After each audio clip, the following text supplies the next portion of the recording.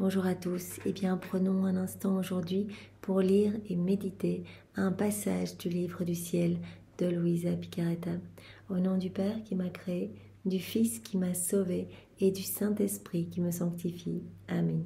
Jésus, je m'immerge en toi, dans ton acte unique et éternel d'amour, dans ta divine volonté, dans ce grand bain de ta lumière, de ton sang, de tes mérites, de ta divinité, de ta volonté, de ton humanité, de tes œuvres divines, de tes attributs divins. Il y a tout, je m'y plonge et je te supplie, Seigneur, de t'occuper de mon âme, de la remplir à ras-bord de toi, de ta présence, Seigneur.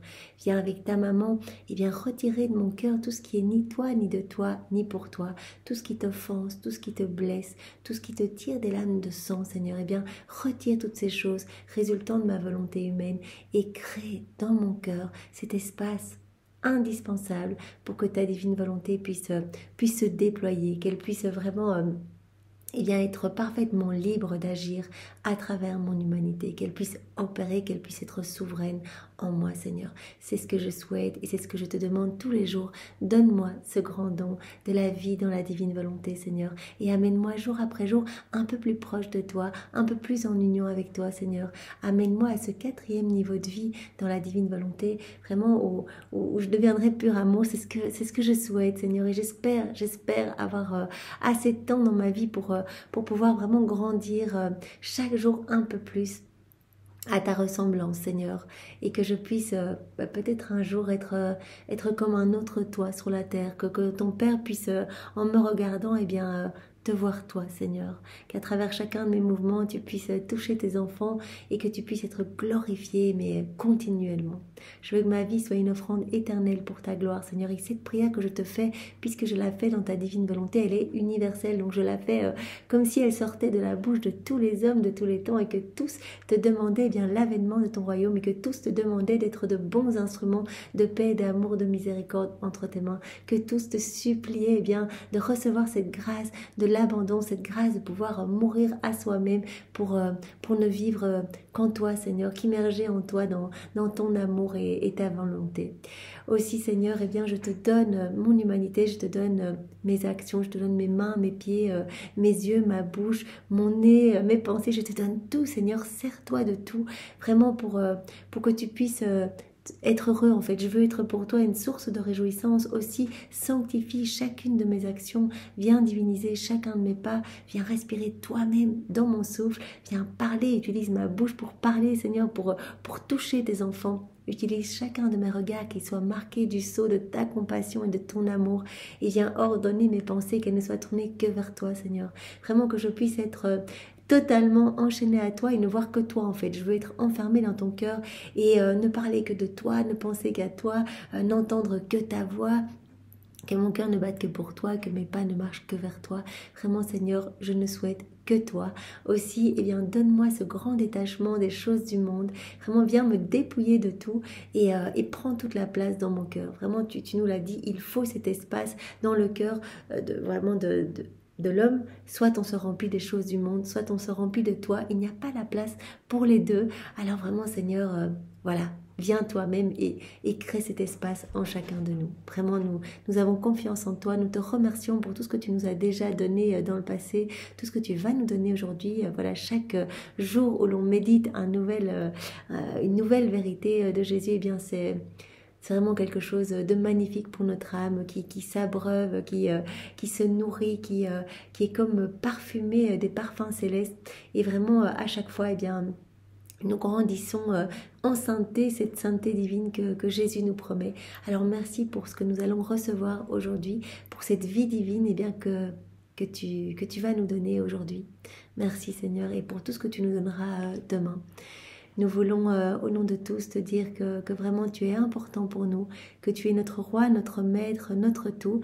Nous voulons réparer pour tous ceux qui ne t'aiment pas, tous ceux qui ne pensent pas à toi, tous les hérétiques, les infidèles, les schismatiques, les sectaires, toutes les âmes qui te sont consacrées, qui t'ont promis fidélité, qui t'ont promis amour, qui t'ont promis toute leur attention et qui parfois s'écartent de toi et te laissent seul. Seigneur, dans les 24 heures, tu nous appelles à être tout tout proche de toi, parce que tu nous dis tellement de fois que tu souffres eh bien d'être abandonné, en fait, même des âmes qui vraiment voilà, ont reçu beaucoup de grâce pour être liées à toi, toutes ces âmes voilà, qui t'ont promis amour et fidélité.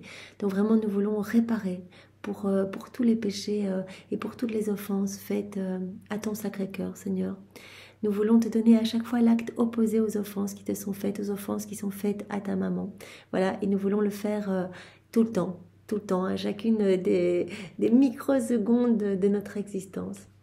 Jésus, eh bien, nous te remercions pour ton amour, pour ta miséricorde sans borne. Nous te remercions de nous avoir donné ta maman si merveilleuse, elle, la reine du royaume de la divine volonté, qui vraiment, jour après jour, eh bien, nous guide. Elle, le trait d'union entre le ciel et la terre, notre avocate privilégiée, notre médiatrice, elle qui nous aime tellement et qui, avec une inlassable patience et douceur, eh bien, nous prend dans ses bras et nous nettoie. Et nous ramène à notre juste place dans ton cœur, Seigneur, pour que nous soyons brûlés par ton amour et que nous devenions eh bien, nous-mêmes pur amour. Jésus, je te demande maintenant de nous disposer chacun pour accueillir ce nouvel enseignement.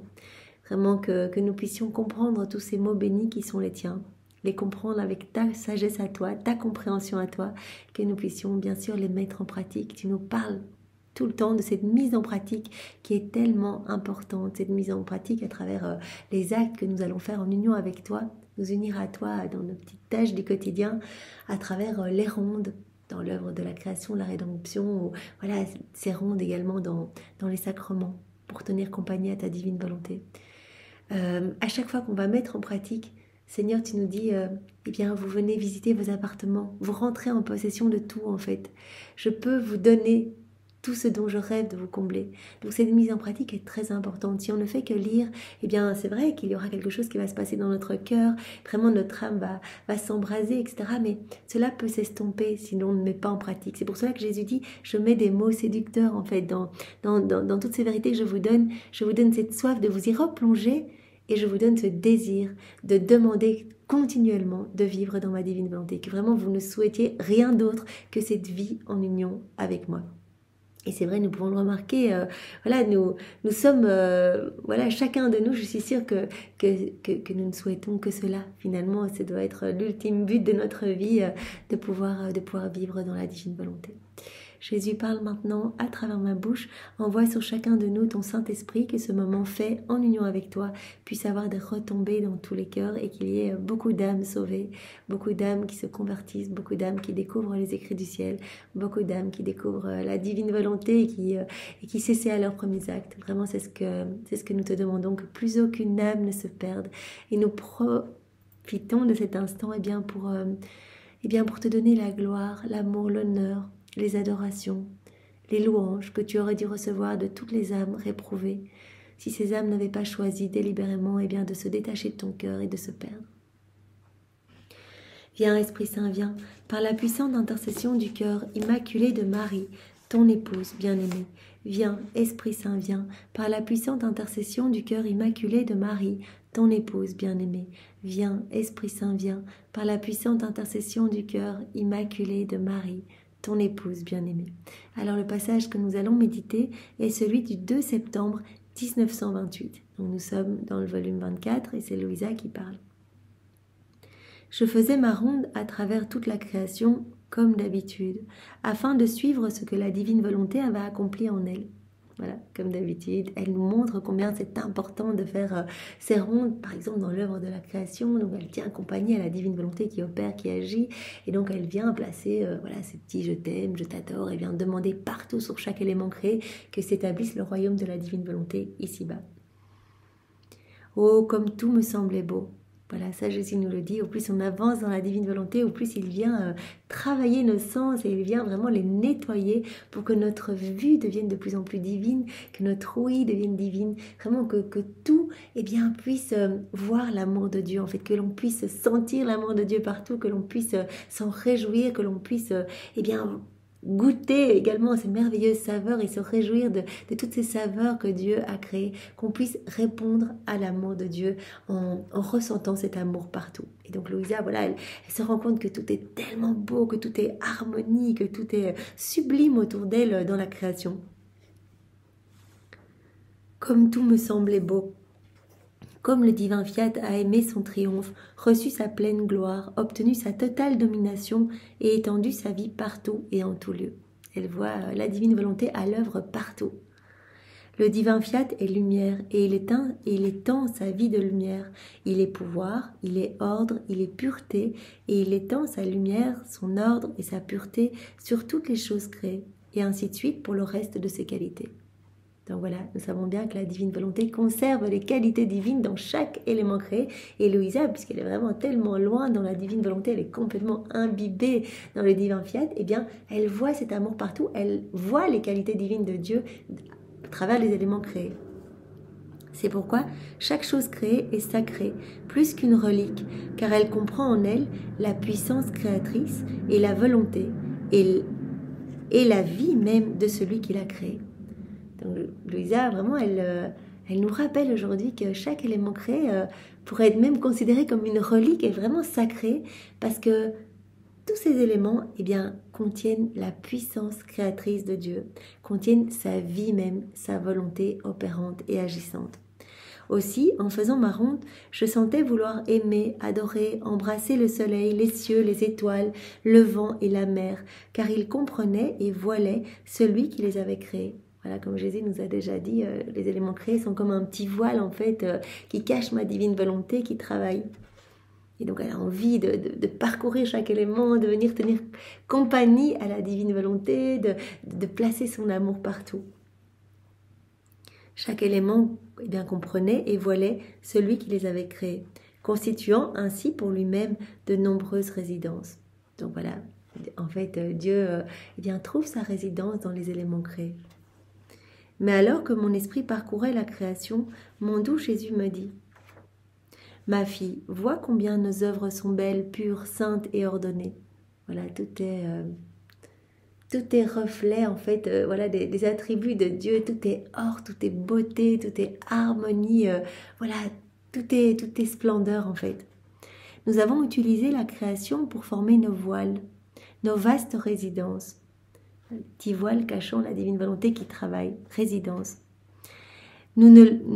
Nous ne leur avons pas donné la raison, car elles ont été créées pour l'homme. Tout a été fait pour l'homme, chef-d'œuvre de la création, pour que l'homme reste dans cette unité. L'homme, au départ, Adam, était vraiment dans ce lien d'amour avec la Trinité. Il était vraiment rempli de divine science, divine connaissance, divine volonté. Et donc, puisqu'il avait le divin Fiat travaillant en lui, et que la divine volonté travaillait dans les éléments, il était dans cette unité avec chaque élément créé. Et donc, il rendait gloire à Dieu.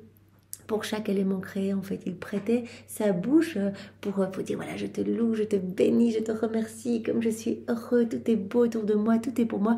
En fait, les éléments ont été créés vraiment pour que l'homme se rappelle tout le temps de l'amour de Dieu, que l'homme puisse, en regardant autour de lui, partout autour de lui, en sentant la brise du vent, en recevant la chaleur, en ressentant la chaleur des rayons du soleil, que l'homme puisse rester connecté à Dieu en fait, puisse se dire waouh, tout cet amour pour moi, tout est magnifique et tout est pour moi. Voilà. Donc les éléments créés n'ont bien sûr pas la raison, car elles ont été créées pour l'homme, non pour elles-mêmes.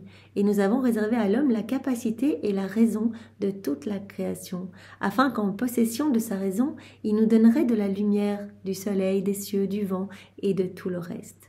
Nous avons donc placé les choses créées comme des membres de l'homme, afin que, possédant la raison de ses membres, il les utiliserait pour s'élever dans ses voiles et trouver celui qui résidait en eux en roi. Donc initialement prévu, l'homme devait être la tête et les éléments créés devaient être ses membres. Il devait être dans cette unité et il devait voir en ses membres, dans chaque élément créé, la présence, le travail de Dieu, l'amour de Dieu, la divine volonté opérante et agissante. Et il devait apporter la gloire et l'amour de ses membres qui lui avaient été donnés. Voilà. Et il devait prêter sa voix aux éléments créés pour continuellement glorifier, louer, bénir la Trinité. Mais pour que l'homme fasse cela, et pour posséder la raison que le soleil, les cieux, le vent et tout le reste auraient eue, et pour conserver les choses créées comme ses propres membres, il devait posséder la vie et le règne de notre divin fiat, qui lui donnerait la capacité et une vaste et suffisante raison pour toute la création, et maintiendrait la communication, le lien et l'inséparabilité avec tous ses membres des choses créées. Voilà, Jésus dit, il n'y a cette unité, eh bien, que dans la divine volonté. L'homme doit posséder la divine volonté, l'homme doit posséder la vie et le règne de notre divin fiat pour être vraiment dans cette unité avec les éléments créés, pour maintenir la communication et le lien d'inséparabilité avec les éléments de la création. De fait, seule notre divine volonté possède la pleine raison de ce qu'elle a fait, et nous avons donné cette volonté à l'homme afin qu'elle puisse lui donner la raison de toutes nos œuvres. Tout est sorti ordonné de nous et relié comme autant de membres au corps de l'homme, car il était notre premier amour, le but de la création tout entière, et c'est par conséquent en lui que nous avons centralisé toute la raison nécessaire pour la création. Donc c'est en l'homme qu'a tout été centralisé, toute la raison des éléments créés. Et donc c'est à l'homme à glorifier la Trinité pour tous ces éléments, à louer, à bénir, à remercier, etc. Or, ma fille, en se retirant de notre divine volonté, l'homme a porté un coup qui l'a séparé de ses chairs et saints membres. En quittant la divine volonté, eh bien, l'homme a perdu le royaume du divin fiat, et il a été comme déconnecté des éléments créés. La création ne l'a plus reconnu comme son petit chef. Et donc c'est pour cela qu'aujourd'hui il y a tellement d'hostilité de la nature envers l'homme, des hommes qui se font attaquer par des bêtes sauvages, etc. Parce que les éléments créés ne reconnaissent plus, les éléments de la création ne reconnaissent plus l'homme, puisque l'homme ne vit plus dans la divine volonté. Et donc, en fait, c'est comme si, en quittant la divine volonté, il s'était arraché, en fait, la tête a été arrachée des membres. Et c'est pourquoi il sait peu de choses concernant la valeur, la sainteté, la puissance, la lumière, qui, comme ses membres, lui ont déjà appartenu. Et le divin créateur reste sans la gloire, l'amour et la gratitude de la tête de ses membres. Voilà, l'homme s'étant déconnecté de tout, s'est déconnecté de Dieu en quittant la divine volonté, il s'est déconnecté de tous les éléments créés, puisque vraiment c'est le seul de toute la création qui ne vit plus dans la divine volonté. Et donc quelque part, il ne voit plus l'amour de Dieu, en fait, ses sens sont devenus comme opaques, voilés, il ne voit plus cet amour, il n'y répond plus, et donc il a perdu vraiment cette unité, il n'est plus dans cette unité avec les éléments créés, et donc il ne glorifie plus du tout Dieu. Tu vois donc combien est nécessaire le retour de mon divin fiat dans la tête de ses membres, qui est l'homme, afin de restaurer l'ordre créé par nous, de remettre la tête à sa place et de réunir à nouveau les membres pour celui qui, de façon si barbare et si dommageable pour lui-même, les a coupés de lui-même. L'homme, en se retirant, c'est comme Jésus dit, il s'est arraché de façon barbare de toute la création, il s'est retiré en fait de cette magnifique unité et s'est déconnecté de Dieu. Et donc Jésus dit, il est indispensable que l'homme retrouve cette place à laquelle nous l'attendons, cette place d'Adam dans son état d'innocence, pour qu'il puisse à nouveau être reconnecté avec ses membres en fait, et qu'il puisse parfaitement nous glorifier, nous aimer, voir notre amour partout et y répondre. Ne sens-tu pas toi-même que seule ma volonté a la vertu de te mettre en communication avec la création tout entière ? En te faisant voler, elle te donne la raison de la lumière des cieux, de la mer et du vent, et voulant animer de ta voix toutes les choses créées, de la plus petite à la plus grande, ma volonté répète ton délicieux refrain. C'est moi qui vous aime et vous glorifie, dans les cieux, dans le soleil, dans la mer et dans le vent, et aussi dans le petit oiseau qui chante, dans l'agneau qui bêle, dans le parfum de la fleur qui monte vers vous, etc. Donc vraiment, en faisant ces rondes, dans l'œuvre de la création, on peut vraiment placer notre amour partout, sur le petit chant d'un oiseau, vraiment dans la brise du vent, dans les rayons du soleil, les scintillements des étoiles, dans chaque molécule d'air, dans chaque particule de lumière. On peut placer notre amour partout en fait. Et Louisa, elle le faisait souvent. Elle venait avec tous les éléments créés au pied de la majesté suprême. Et elle disait, voilà, Jésus, au nom de tous, et avec tous ces éléments créés, je t'aime, je te loue, je te bénis. Et donc vraiment, elle voyait la Trinité qui était parfaitement glorifiée et qui vraiment souriait, en fait, qui était vraiment très heureuse. Voilà. C'est la vie de mon fiat qui, ayant sa vie dans toute la création et ayant sa vie en toi, te fait aimer en toutes ces choses qui sont déjà les siennes. C'est la divine volonté qui opère dans les éléments créés et qui opère en toi, qui te garde dans cette unité et qui vraiment t'appelle à te couler dans chaque élément créé, à placer ton amour partout. Je demeurais pensive en entendant que par vertu de son fiat, l'homme posséderait la raison que le soleil, le vent, la mer devaient posséder. Et mon bien-aimé Jésus ajouta. Donc elle pense, voilà, ce que Jésus vient de dire, que en fait l'homme est la raison. Elle a raison de la création, en fait. Ma fille, l'homme fait cela lui aussi. Il ne laisse pas sa raison dans les œuvres qu'il fait. S'il se construit une maison, s'il possède une terre, et il y place différentes plantes, et qu'il fasse un travail ou un autre, ce sont des œuvres qui ne possèdent pas la raison. Il garde pour lui la raison. Voilà. S'il travaille, il fait des choses à droite à gauche, il va garder sa raison, ce sont juste des œuvres. Et s'il donne une raison, c'est à sa famille qu'il la donne, laquelle n'est pas une œuvre, mais ses propres enfants. Et il veut qu'ils aient la raison de ces œuvres, pour qu'ils puissent les utiliser selon la volonté du Père, afin de pouvoir recevoir d'eux la gloire de ces œuvres. Si l'homme fait cela, pourquoi ne pourrais-je pas en faire autant? En vérité, je fais cela avec plus d'ordre et dans de multiples œuvres pour le bien de l'homme, afin de l'avoir près de moi, avec moi, en moi, et tout uni à moi. Donc en nous, vraiment, par cette union sanctifiante qui est la vie dans la divine volonté, Jésus vient faire grandir sa vie en fait. On n'est pas une œuvre comme les petites plantes, tous les éléments de la création qui ne sont que des œuvres de Dieu, qui rendent gloire à Dieu parce qu'elles restent là où Dieu a décidé qu'elles soient. Mais nous recevons sa vie et par des actes faits en union avec Jésus, par des actes faits dans la divine volonté, notre volonté vraiment annihilée, notre volonté consumée dans la divine volonté, eh bien nous faisons grandir cette vie divine. Voilà. Alors Jésus dit, en vérité, je fais cela avec plus d'ordre et dans de multiples œuvres pour le bien de l'homme. Tout a été fait vraiment pour l'homme, afin de l'avoir près de moi, avec moi, en moi, et tout uni à moi. C'est le plan de Dieu de toute éternité que l'homme reste vraiment tout le temps dans cette unité. Dieu la tête et lui les membres, et la création comme ses membres, et l'homme à sa tête. Voilà, donc vraiment que Dieu soit la tête, que nous soyons, nous les hommes, ses membres, dans cette parfaite unité, et que nous soyons en fait la tête des éléments créés, que nous soyons voilà, les petits chefs des éléments créés, chefs-d'œuvre de la création, mais que vraiment nous soyons dans cette unité avec notre Créateur. Après quoi je continuais mes actes dans la rédemption, et je m'arrêtais alors que mon charmant enfant Jésus se trouvait en Égypte, et que ma céleste maman, le berçant dans son pauvre petit berceau, préparait des vêtements pour son petit enfant. Me plaçant tout près de la maman reine, je laissais couler mon je t'aime dans le fil qu'elle utilisait pour le petit vêtement de Jésus, et je berçais mon céleste enfant pour qu'il dorme, lui disant mes berceuses d'amour, et en lui demandant le divin fiat. Voilà, donc Louisa, elle fait maintenant une ronde dans l'œuvre de la rédemption. Elle accompagne Jésus, Marie et Joseph. Elle est en Égypte avec eux.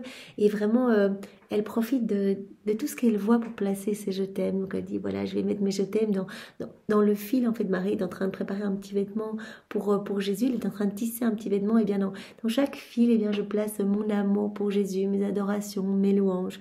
Et je berce Jésus en lui demandant que vienne s'établir son royaume, en le couvrant de mon amour uni au sien, en le couvrant des baisers de maman Marie, en les récapitulant tous et en le recouvrant de ses baisers. Je lui donnais mes berceuses d'amour en lui demandant le divin fiat. Et comme il me semblait qu'il allait fermer les yeux pour dormir, à ma grande surprise, je le vis qui levait sa petite tête, et regardant notre divine maman et moi-même, il dit d'un ton très doux, « Mes deux mamans, ma maman et la petite fille de ma volonté. Ma divine volonté les unit ensemble pour moi et les fait toutes deux ma maman. » Voilà, une âme qui s'abandonne, qui vit dans la divine volonté, eh bien peut devenir, comme Jésus nous l'a dit, voilà, nous en avons parlé hier, peut devenir son ange consolateur, voilà, quand il est dans l'amertume, dans la souffrance, face à tant d'iniquité, tant de méchanceté, de fermeture de cœur, eh bien nous pouvons être ces anges consolateurs en acceptant eh bien, de nos souffrances, en les unissant aux siennes pour que les nôtres portent les fruits eh bien, de ces souffrances rédemptrices. Il a dit, voilà, acceptez vos peines, vos souffrances, et vous allez devenir mes petits anges consolateurs, vous allez être près de moi, vous allez m'abreuver, me nourrir, vous allez venir penser toutes mes peines, en fait, toutes mes blessures. Et ici, il nous dit, en fait, vous êtes plus que mes anges consolateurs, vous êtes comme une autre maman pour moi. Il dit à Louisa, mes deux mamans, ma maman reine et la petite fille de la divine volonté. Vous êtes mes deux mamans. Parce que je peux me reposer dans vos bras, je peux être consolée, je peux être cajolée, je peux trouver du repos en vous, je peux vraiment, trouver du soutien. En fait, je peux vous faire confiance. Pourquoi la reine du ciel est-elle ma vraie mère ? Parce qu'elle possédait la vie de mon divin fiat, lui seul pouvait lui administrer la semence de divine fécondité pour me faire concevoir dans son sein et me faire son fils. Ça, on le sait, la Vierge Marie, dès le départ, voilà, était remplie, mais vraiment, elle a été remplie de torrents, de puissance, de grâce, de sainteté, de beauté. Voilà, l'Immaculée Conception, elle a réussi cette mise à l'épreuve où elle a offert sa volonté. Et donc, elle a reçu, en fait, directement, dès le départ, dès l'instant de sa conception, elle a reçu ce don de la vie dans la divine volonté. Et comme elle a offert sa volonté propre, elle n'a jamais fait un acte dans sa volonté propre. Et Jésus dit, parce qu'elle possédait le royaume de ma divine volonté, eh bien, elle possédait la vie de mon divin fiat, lui seul pouvant lui administrer la semence de la divine fécondité. Elle est devenue maman, elle est devenue ma maman parce que elle a été totalement dans la divine volonté. Je n'aurais pas pu descendre dans le ventre d'une maman imbibée de sa volonté propre. Cela n'aurait pas été possible. Je suis descendue dans son sein parce que en elle, je pouvais retrouver tout mon paradis, en fait. Je pouvais tout retrouver en elle. Tout était magnifique. Il y avait de nouvelles créations à chacun de ses mouvements, à chacun de ses regards, etc. Parce qu'elle possédait la vie de mon divin fiat, lui seul pouvait lui administrer la semence de divine fécondité pour me faire concevoir dans son sein et me faire son fils. Sans ma divine volonté, jamais elle n'aurait pu être ma maman, car personne au ciel ou sur la terre ne possède cette semence de divine fécondité qui peut même faire que le Créateur soit conçu dans la créature. Ainsi, la divine volonté a formé pour moi la maman et m'a fait son fils. Ma divine volonté forme maintenant pour moi sa petite fille pour être ma maman, deuxième maman. Et elle me l'a fait trouver près de ma première mère pour lui permettre de répéter ses actes et les entrelacer ensemble pour faire demander par sa petite fille son royaume et répéter ainsi sa divine semence et la fécondité du fiat voluntas tua dans les créatures. Voilà, Jésus dit, voilà Louisa, parce que tu as donné ton fiat, que vraiment tu m'as donné ton oui et tu me l'as donné totalement immergé dans la divine volonté pour que vraiment tu puisses ne plus jamais le retirer en fait. Parce que tu m'as donné ce oui et que tu t'es laissé façonner, que tu t'es laissé transformer, remplir de ma vie divine, que vraiment tu as courageusement et avec persévérance et constance eh bien, fait ces actes dans ma divine volonté tout le temps pour faire grandir cette vie en toi. Eh bien, tu es devenue comme une deuxième mère pour moi. Et tes actes, puisqu'il y a tout dans la divine volonté, et maintenant tu détiens cette source intarissable, comprenant tous mes actes à moi, toutes ces mers de lumière de chacun des petits actes que j'ai faits lors de mon passage sur la terre, tous les actes de ma maman, etc. Eh bien, tes actes s'entrelacent avec mes actes, avec les actes de ma maman. Et donc, tu répètes les actes de ma maman, tu répètes mes actes à moi. Tous ces actes s'entrelacent ensemble pour te faire demander eh bien, le royaume de la divine volonté. Et répéter ainsi sa divine semence et la fécondité du fiat voluntas tua dans les créatures. Tu demandes que ce royaume s'établisse et que vraiment que les âmes puissent être toutes le regard tourné vers leur Créateur, que toutes les âmes puissent être remplies de divin, qu'elles puissent toutes eh bien, recevoir cette semence et la fécondité du fiat voluntas tua. Ma volonté seule peut tout faire et tout me donner. Voilà, rappelons-nous que nous avons vu hier ou avant-hier que Marie nous donne en fait Jésus tout petit et que nous devons nous en occuper et que à chaque fois qu'on va faire des actes dans la divine volonté, on va faire grandir la vie de Jésus, on va faire grandir petit Jésus. C'est comme si on s'en occupait, qu'on le nourrissait, etc. Et qu'à un moment, eh bien, il va tellement grandir qu'on va être rempli de lui à ras-bord, qu'il va déborder de nous en fait. Et donc vraiment, Jésus dit, voilà, c'est pour cela que les âmes qui vivent dans la divine volonté, eh bien, possédant cette vie divine, vont devenir comme d'autres mères pour moi en fait. Ma volonté seule peut tout faire et tout me donner. C'est la divine volonté qui vient en fait, on donne Dieu à Dieu dans la divine volonté. C'est la divine volonté qui vient opérer et agir en nous. Et donc vraiment, nous offrons eh bien, des louanges divines, nous offrons les propres prières de Jésus, ses propres réparations. Nous pouvons offrir eh bien, toutes les souffrances de Maman Marie, ses larmes. Nous pouvons offrir eh bien, le sang de Jésus, etc. pour demander que s'établisse le royaume de la divine volonté. Puis il ferma les yeux pour s'endormir, et tout en dormant, il répétait « Mes deux mamans, mes deux mamans ». Comme il était doux et émouvant de l'entendre, comme cela touchait le cœur de le voir interrompre son sommeil pour dire « Mes deux mamans ». Ô divine volonté, comme tu es aimable, puissante et admirable, ô je t'en prie, descends dans le cœur de tous et place en eux ta divine semence, afin que cette graine féconde puisse former ton royaume et te faire régner sur la terre comme tu règnes au ciel. Voilà, eh bien, nous pouvons demander vraiment ardemment que s'établisse le royaume de la divine volonté dans tous les cœurs, que toutes les âmes puissent, eh bien, voilà, vraiment désirer vivre dans la divine volonté et que toutes puissent accueillir cette divine semence, en fait, leur permettant eh bien d'être dans cette union avec leur Créateur. Cette semence qui va former le royaume dans leur cœur et dans tous les cœurs. Cette graine féconde, qu'elle puisse former ton royaume et te faire régner sur la terre comme tu règnes au ciel, Seigneur. Merci Jésus, sois loué, béni et glorifié au nom de tous avec ta volonté à toi. Au nom du Père et du Fils et du Saint-Esprit. Amen. Soyez tous bénis. Au revoir.